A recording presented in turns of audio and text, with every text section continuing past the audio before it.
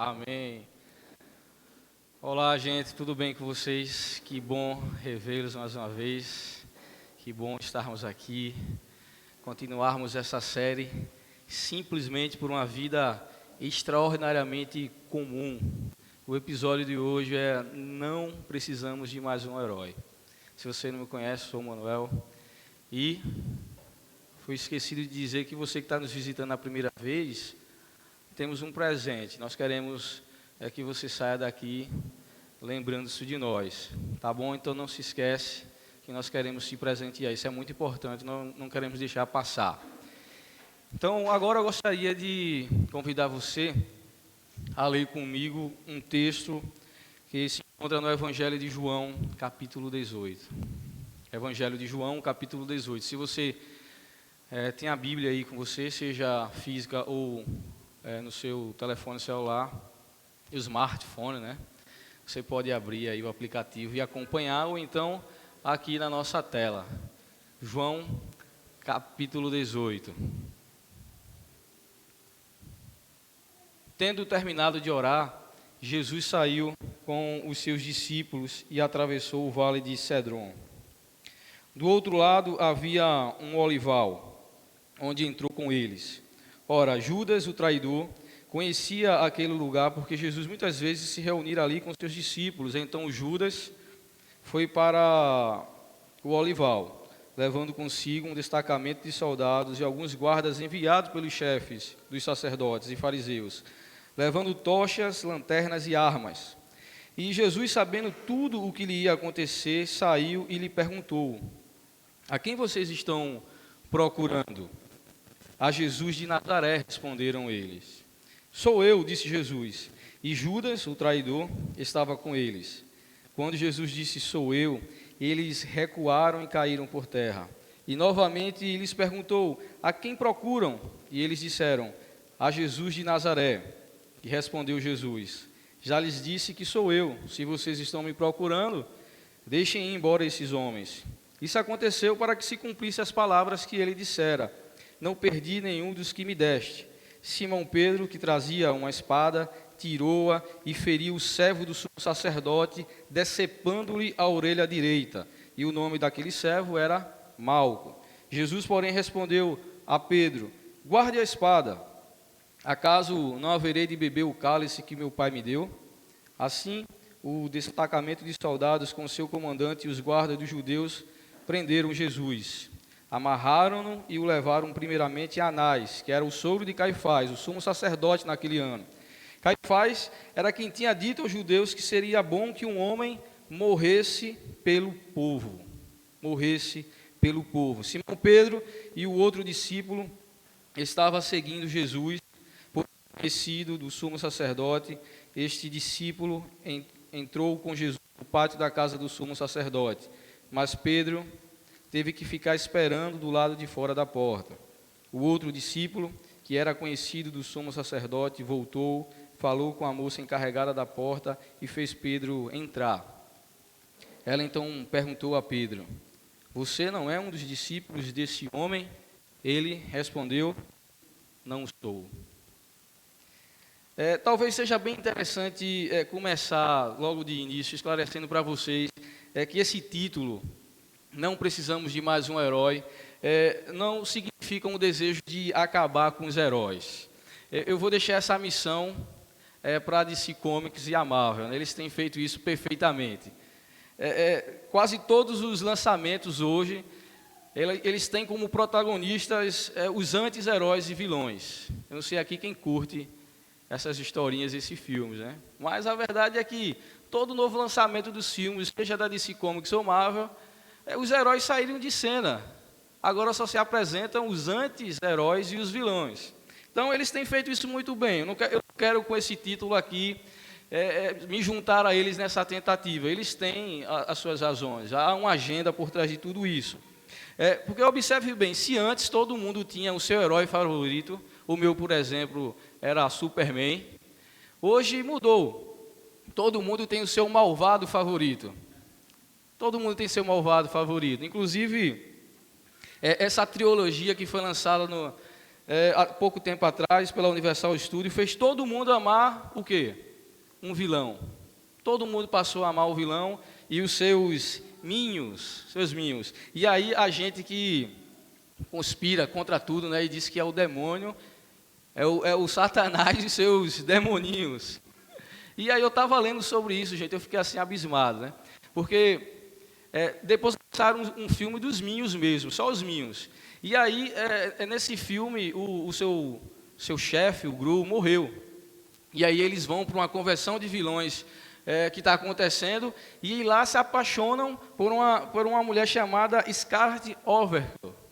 Que se você fizer a mudança aí colocando um E e um R, numa tradução assim livre, significaria a derramadora de sangue. Misericórdia. Mas tudo isso é assim, teoria da conspiração, tá bom? Não acredito nessas coisas. Mas é isso. Embora que esses filmes todos, eles tragam heróis, vilões ou anti-heróis, todos eles, na verdade, seguem uma fórmula assim, de sucesso.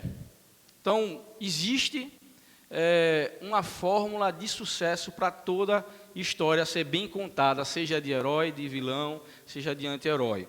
Essa fórmula foi denominada de... Não sei quantos de vocês aqui já ouviram, a jornada do herói.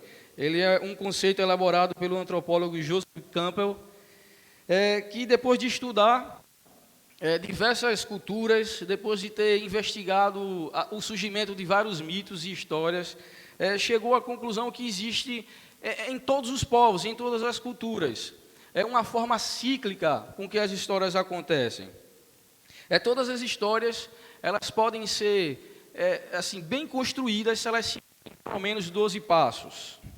12 passos.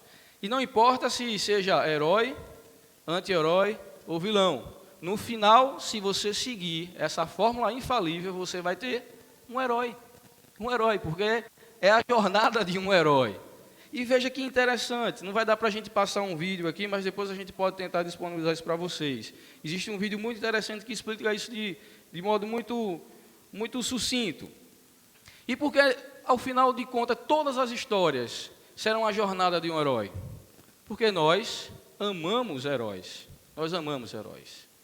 Nós, independente de qual seja a nossa idade, a nossa cultura, o nosso status social, todos nós somos fascinados por essas pessoas, por esses seres, por essas figuras que nos estimulam a, de um determinado modo, olhar para elas e pensar, poxa, eu posso ser melhor. Eu posso ser alguém também um pouco como essa pessoa. E isso produz em nós essa sensação exatamente porque a gente percebe que a gente não é assim tão bom como os heróis. Que a gente, apesar de fazer todo o esforço, a gente tem que lidar com muitas coisas ruins dentro de nós, com muitas falhas, com muitas fraquezas. A gente, o tempo inteiro, está consciente de que a gente é capaz, por mais que a gente não tenha feito ainda. E eu espero que ninguém tenha feito isso aqui, mas a gente é capaz de fazer muito mal a muitas pessoas. Eu não sei se alguém já se viu estourar assim no momento de raiva e falar coisas que não devia, e tomar atitudes que não devia, e de repente se pensar, poxa, como é que eu fui capaz de fazer isso? Ninguém aqui já viveu isso não, né? Ou tem super-heróis aqui? Porque os super-heróis, eles conseguem se controlar, mas nós, humanos, a gente não consegue muito não. Então a gente olha para esses super-heróis e a gente pensa, poxa, quem dera eu pudesse ser pelo menos em parte como eles. E aí é interessante, por isso que hoje os anti-heróis e os vilões, eles estão nos fascinando. Nos fascinando. Um dia desse eu ouvi alguém assim, vibrando porque tinha uma história daquele vilão contra o Thor. Alguém lembra o nome? Loki, eu acho que é o nome dele. Loki, não é isso? Vibrando, poxa, que bom, saiu o filme de Loki, esse é meu vilão preferido. E eu disse, nossa, como assim, né? Como alguém pode se identificar com um vilão? Mas o fato é que esses anti-heróis e vilões, eles nos fascinam. Porque, ao contrário do herói, que tem uma vida assim perfeita, os vilões e os anti-heróis, eles não têm uma vida perfeita. Eles têm atos de heroísmo. Por vezes, embora a vida deles sejam complicadas, eles tenham moralmente condutas assim duvidosas, eles conseguem agir com heroísmo em algum momento. Então a gente consegue se identificar muito bem. A gente consegue olhar e dizer, poxa, quem sabe eu possa também de vez em quando agir com heroísmo em algum momento. Quem sabe eu possa, de repente, apesar de quem eu sou, falho, também agir com atos de heroísmo. Todos nós sabemos que somos imperfeitos. Mas quem não é, né? Quem não é? De repente, os nossos atos de heroísmo podem nos salvar, nos redimir. Quem sabe, apesar de toda a maldade que a gente possa ser capaz de fazer, ou já tenha feito, um ato heróico pode nos livrar, nos safar, pode, de repente, nos fazer ser aplaudidos. Então, se tudo depende de mim, mesmo que eu seja até um vilão, se eu agir como herói, se eu praticar os atos de heroísmo necessários ao longo da minha vida, quem sabe eu possa encontrar a salvação, a redenção. E aí eu pensando nisso, sabe, eu lembrei de uma música de Cazuza. Eu estou ficando velho, tá, gente? Estou com piada de tiozão do pavê, né? E agora lembrando de Cazuza aqui. Mas Cazuza tem uma música muito interessante, que ele vai eternizar no seu refrão a sua frustração com seus heróis. A música é Ideologia, não sei quantos conhecem aqui, mas ele vai dizer que os heróis dele morreram todos de overdose. Meus heróis morreram de overdose. E ele lamenta que, embora ele tenha sido um garoto que queria mudar o mundo, agora lhe resta apenas sentar no muro e ver o que está acontecendo. Porque os seus heróis, suas referências, não eram assim tão perfeitas quanto ele imaginava. Todos eles falharam. E assim a gente continua do mesmo jeito observando. Como é que a gente vai transferindo, como a gente vai elegendo ao longo do tempo os nossos heróis particulares, as nossas figuras heróicas. Há tempos atrás, tinha uma multidão de gente esperançoso que o seu herói fosse o Messias, que já se foi. Outros celebraram o fato de que o salvador da democracia retornou. Sabe, todos com a esperança de ter de repente alguém que surja para salvar a pátria. A gente é assim, a gente quer que surjam esses personagens, a gente nutre em figuras a esperança de que de repente eles sejam a pessoa que vai resolver todos os nossos problemas, o nosso herói. E aí então, a gente não se preocupa muito. A gente não se preocupa se eles serão honestos, corruptos ou qualquer outro tipo de coisa, contanto que eles nos salvem, contanto que eles nos levem a um lugar seguro, não importa qual seja o preço, porque o que queremos realmente, o que queremos é apenas alguém que faça esse papel por nós. E aí é interessante, não vai dar para passar para vocês aqui, mas eu sugiro, a Netflix lançou agora um documentário sobre o Mochileiro Kai. Não sei se alguém aqui já assistiu. E é muito interessante, gente.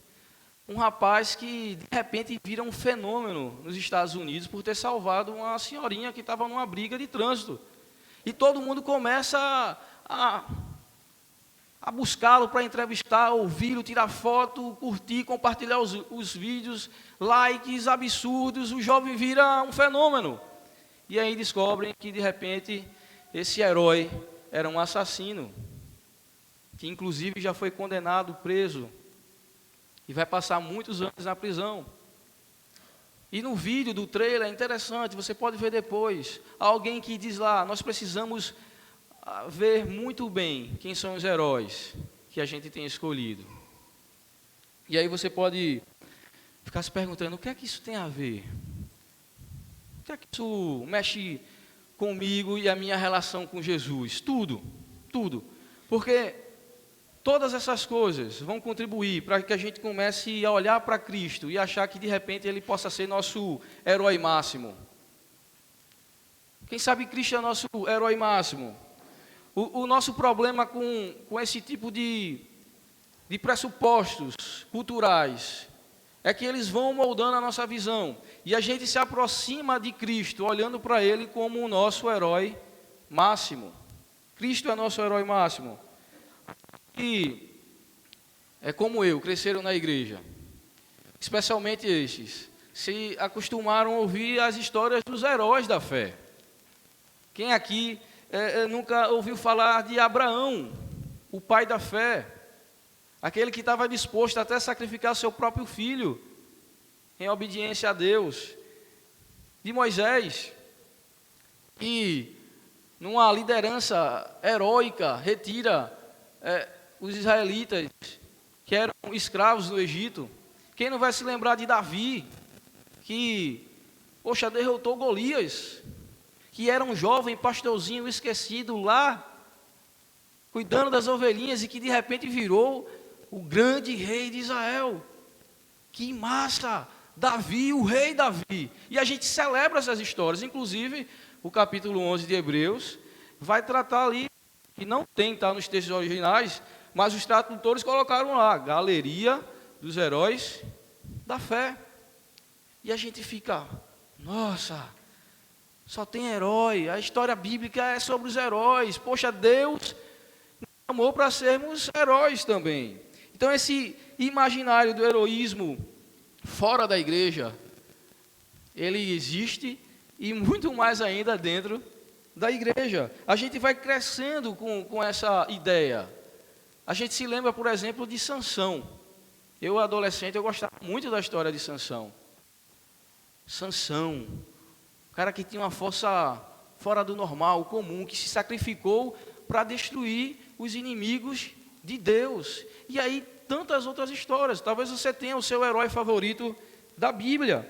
Mas aí a gente precisa ter alguns cuidados. A gente precisa ser cauteloso acima do texto bíblico paralelo. Quando a gente se aproxima das histórias bíblicas, é preciso a gente ter pelo menos 3 coisas em mente. A primeira delas, as próprias histórias não se glamorizam. As histórias bíblicas não se glamorizam. Todos os heróis da Bíblia, todos eles, eu desafio você a procurar, você vai achar com certeza, todos eles agiram em algum momento sem heroísmo. Em algum momento eles caíram terrivelmente em pecados. A Bíblia não esconde isso. A Bíblia mostra que eles foram homens que praticaram atos heróicos. Mas em nenhum momento a Bíblia glamoriza isso. A Bíblia mostra também igualmente que eles foram capazes de fazer coisas terríveis. Abraão, por exemplo, o pai da fé, constantemente estava duvidando da promessa de Deus. Inclusive chegou a negociar sua esposa, mentindo por 2 vezes. Abraão. Moisés, que provocou a ira de Deus por diversas vezes, que demorou para circuncidar o seu filho, que era o sinal da aliança de Deus com o seu povo, que estava sendo formado ali no deserto, que Deus disse para ele, olha Moisés, toca na vala, ele vai dar uma pancada, e aí por causa da sua insistente desobediência, ele não pode entrar em Canaã. Moisés. E Davi? Davi, o homem segundo o coração de Deus, o grande rei Davi, que foi pego em adultério, assassinato indireto, alguém que tinha tanto sangue nas mãos, que Deus impediu ele de construir o templo. Davi, um homem sanguinário. Davi tem uma guarda de exército pessoal, que era temida por todo mundo antigo. Davi, impedido de construir a habitação de Deus naquele momento, porque trazia em suas mãos o sangue de muitos inocentes. Então observe, as histórias que nós encontramos na Bíblia não são glamorizadas. Elas não são glamorizadas. Segunda coisa, quando a gente se aproxima do texto bíblico, é importante a gente entender que é o Novo Testamento que interpreta essas histórias. Tem muita gente que falha porque lê essas histórias do Antigo Testamento e ficam apenas lá. É preciso a gente olhar as Escrituras como um todo. É preciso a gente entender que é o Novo Testamento que vai lançar luz sobre o Antigo Testamento. Porque todos esses personagens, todas essas histórias, elas são arquétipos. Elas são coisas que apontam para algo que iria vir. E é exatamente o Novo Testamento que vai nos revelar. E quando a gente olha mais profundamente o Novo Testamento, a gente percebe que todas essas histórias são principalmente para nos advertir, para nos apontar o fato de que frequentemente nós temos que lidar com a nossa falta de fé, com a incredulidade, com a desconfiança de que Deus, Ele vai fazer ou não, se Ele é quem Ele é ou não. Constantemente a gente está nesse subir e descer de falta de fé. E essas histórias apontam exatamente para isso, é isso que Paulo vai falar. Essas histórias servem para que a gente olhe para ela, para alimentar a nossa fé, a nossa esperança. Porque todas as cenas mais sórdidas de suas bibliografias eram essenciais e por isso não podiam ser escondidas pelo autor bíblico, porque era exatamente para destacar um único fato: nós estamos perdidos. Porque o mesmo homem que consegue fazer um ato tão heróico é o mesmo homem que consegue fazer algo terrível. Então, não existe a esperança segura no homem. Se nós confiarmos no homem, estamos perdidos. Porque em algum momento esse homem pode ser um grande herói. Eles podem conquistar o nosso coração. Em outros momentos eles podem ser terrivelmente maus. Terrivelmente maus. E não há salvação. Se confiarmos em nosso heroísmo, se esperarmos que um herói humano apareça, é fato que nós nos decepcionaremos. E as histórias do Antigo Testamento vão mostrar isso. O Novo Testamento vai revelar essa verdade. E em terceiro, todo o drama das Escrituras vão orbitar em torno de Cristo.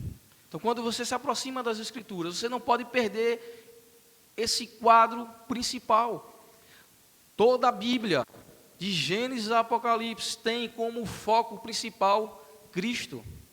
Todas essas histórias são narrativas desse quadro principal. A gente constantemente está falando aqui. Existe uma narrativa se desenvolvendo, que começa com a criação, depois a queda, depois esse período que a Bíblia os teólogos vão chamar de redenção, e por final a consumação. Então todo o drama das Escrituras acontece nessa perspectiva. E nessa perspectiva o foco principal é Cristo. É Cristo. Não são esses homens, não são as suas histórias, não são seus atos heróicos e nem seus atos desastrosos. Toda a história está escrita para que você possa conhecer a Cristo, para que você possa entender quem é Cristo. Toda a história. Por isso, todo o drama das Escrituras orbitam em torno de Cristo. E então, eu gostaria de olhar com você para o texto. Porque no verso 10, acontece algo muito interessante. Não sei se você ainda lembra, né? O texto que nós lemos é muito interessante. No verso 10 diz que Simão Pedro, que trazia uma espada, tirou-a e feriu o servo do sumo sacerdote, decepando-lhe a orelha direita.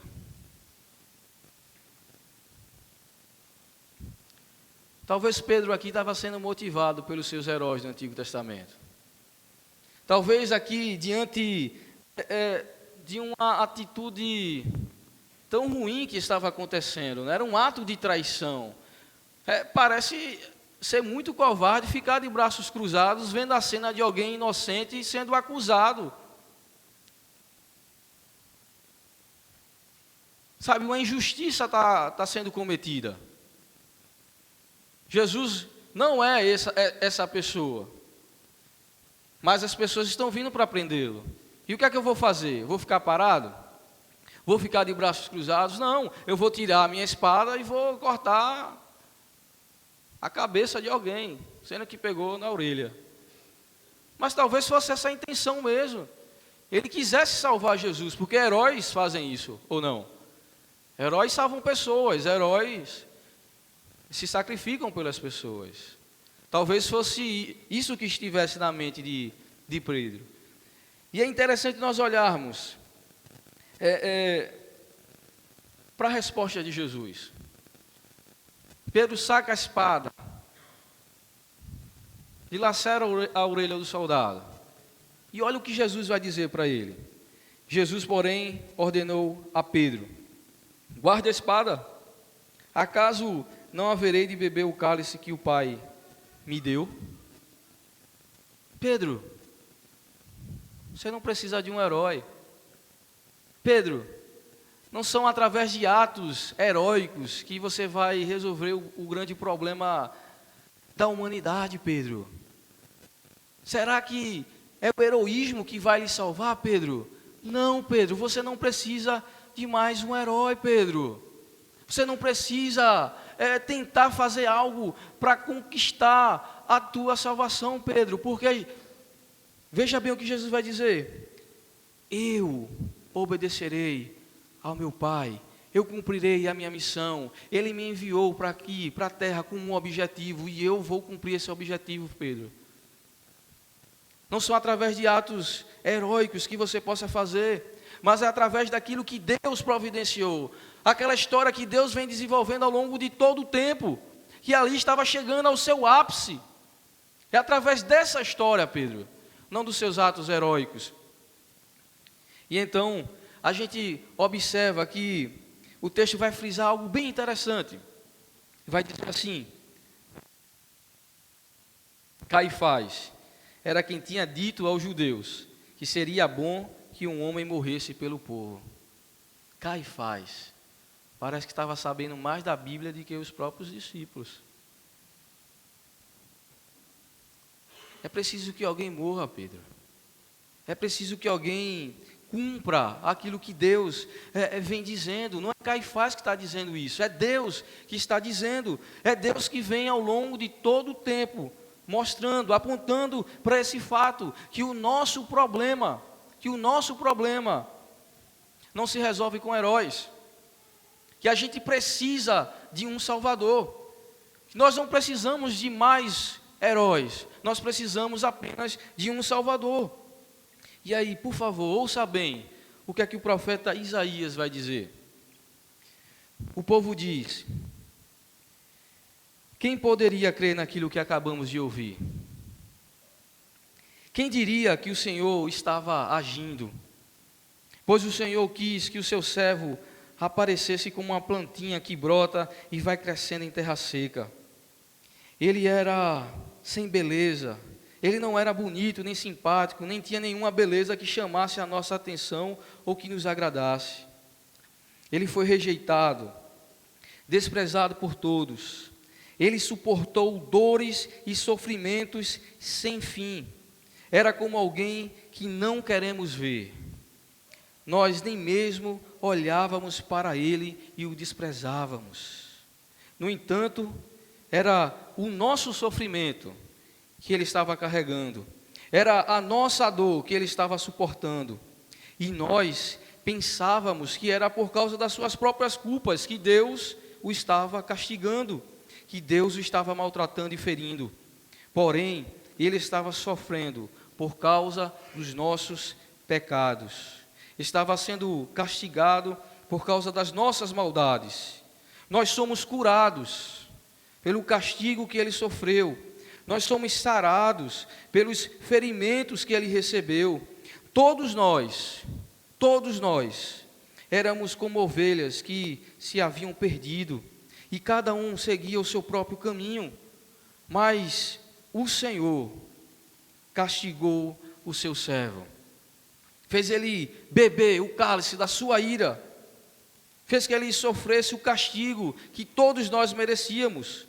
Ele foi maltratado, mas aguentou tudo humildemente, e não disse sequer uma só palavra. Ele ficou calado como um cordeiro que vai ser morto, como uma ovelha quando cortam a sua lã.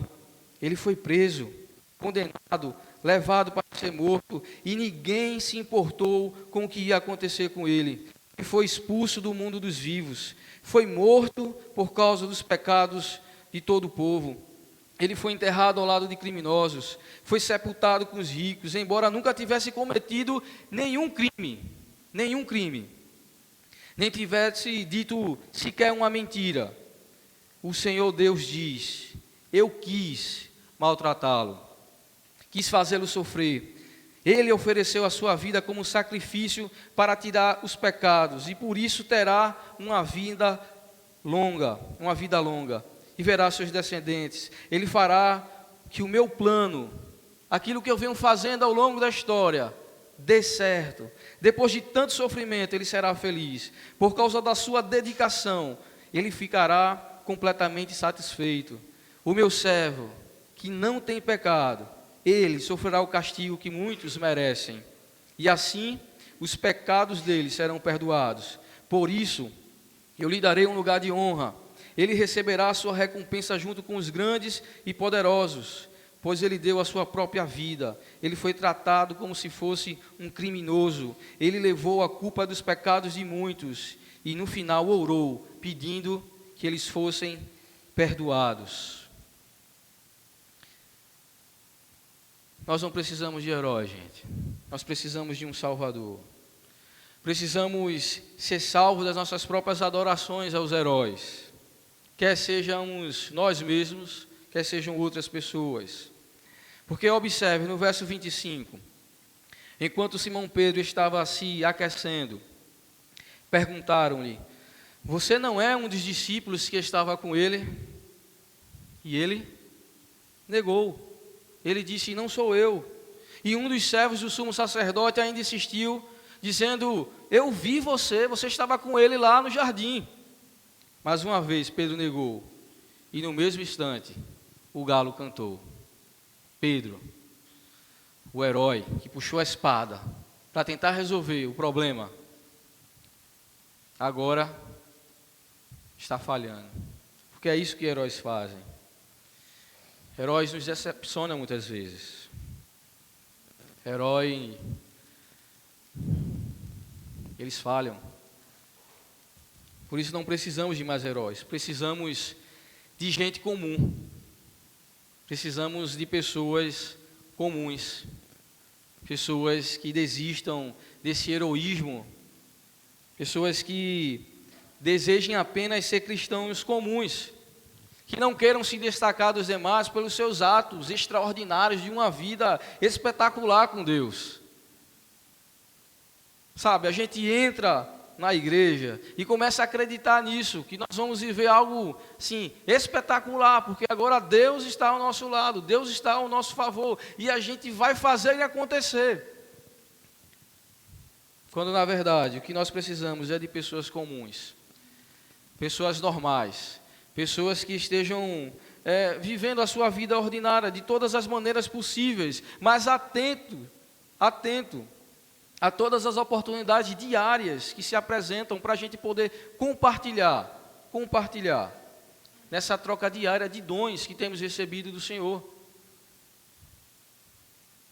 Precisamos de pessoas que, assim como Cristo, precisem, no meio de tantos, serem identificadas com um beijo, porque são tão comuns, que no meio da multidão, se a gente não fizer algo específico para identificá-la, nós não vamos saber quem é. Tão comuns como Jesus, que embora misturado entre todos, era o Salvador. Porque tem sido assim ao longo do tempo, que homens e mulheres comuns têm sido sal da terra e luz desse mundo. Milhares de homens e mulheres ao longo desse tempo, em suas vidas ordinárias, têm feito um trabalho espetacular para o reino de Deus. E nós nem sequer sabemos os seus nomes. E para você refletir e praticar, é a narrativa bíblica que tem moldado sua visão de mundo ou são os pressupostos culturais?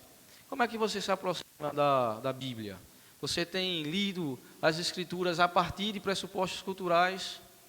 Ou você tem aberto ela para ler e, de fato, ouvir o que ela tem dito? E não o que você quer ouvir ou descobrir. Segundo, como você ama e serve a igreja. Como você ama e serve fora da igreja. Porque não pode haver diferença. Você não pode querer amar e servir mais a Deus nesse ambiente do que você gostaria de amar e servir em outro ambiente. Não pode haver essa dicotomia. E por último, Cristo é o teu herói ou o teu salvador? Essa é a grande pergunta. Cristo é o teu herói ou é o teu salvador? Por gentileza, fique de pé.